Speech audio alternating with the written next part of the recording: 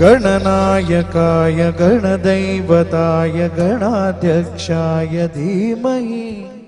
गुणशरीराय गुणवन्दिताय गुणेशानाय धीमहि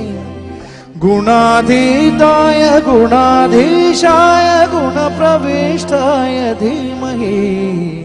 एकदन्ताय वक्रतुण्डाय गौरीतनयाय धीमहि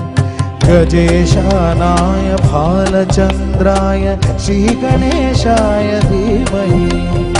एकदन्ताय वक्रतुण्डाय गौरीतनयाय धीमहि गजेशानाय भालचन्द्राय श्रीगणेशाय धीमहि